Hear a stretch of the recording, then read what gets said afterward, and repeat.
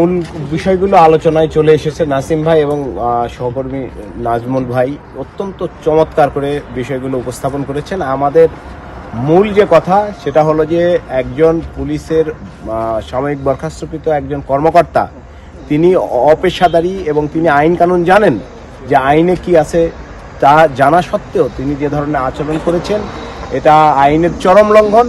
এবং আমরা জানি যে আইনের মূল স্পিরিট হলো যে আইনের উপরে কেউ নয়, মানে নো ওয়ান ইজ অ্যাবভ ল, আইনের ঊর্ধ্বে কেউ নয়। কিন্তু এই পুলিশ সুপার বরখাস্তকৃত পুলিশ সুপার যিনি আজকে আসামি হিসেবে আদালতে এসেছিলেন, তার আচরণ দেখে মনে হয়েছে তিনি আইনের উপরে। তাকে যে বিশেষ সুবিধা দেওয়া হয়েছে আমাদের সহকর্মীরা বলেছেন, তার হাতে হাত করা ছিল না, তাকে গারদখানায় না রেখে তাকে রাখা হয়েছে কোর্ট ইন্সপেক্টরের কক্ষে, সোফায় বসতে দেওয়া হয়েছে।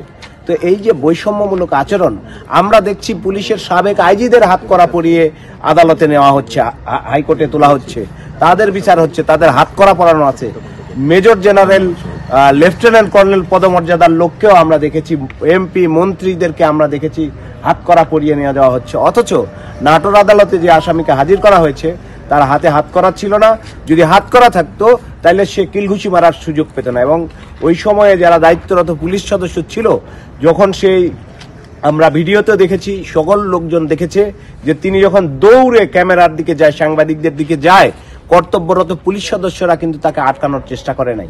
এবং তারপরে যখন হামলার শিকার হয়েছে, এরপরে জনতা যখন উত্তেজিত হয়েছে, স্থানীয় ওইখানের সাংবাদিক সহকর্মীরা কিন্তু মারমুখী আচরণ করতে পারতো, কিন্তু তারা এটা করে নাই। এলাকার ওইখানকার স্থানীয় লোকজন এবং অন্যান্য উপস্থিত জনতা সহ সবাই উত্তেজিত হলে পুলিশ সদস্যরা ওই পুলিশের এসপিকেই রক্ষা করার জন্য কিন্তু আমরা ভূমিকা দেখেছি। সাংবাদিকদের প্রতি বিন্দুমাত্র সহমর্মিতা কিংবা পেশাদারী আচরণ আমরা দেখি নাই। তো ঘটনাতে আমাদের প্রতীয়মান হয়েছে, আমাদের মনে হয়েছে, আমাদের হৃদয়ে সন্দেহের উদ্বেগ হয়েছে যে পুলিশ এখানে পক্ষপাতিত্বমূলক আচরণ করেছে এবং কোর্টের দায়িত্বপ্রাপ্ত যারা পুলিশ ছিল তারা অপেশাদারী আচরণ করেছে, এই বরখাস্তকৃত পুলিশ সুপারকে বিশেষ সুবিধা দিয়েছে।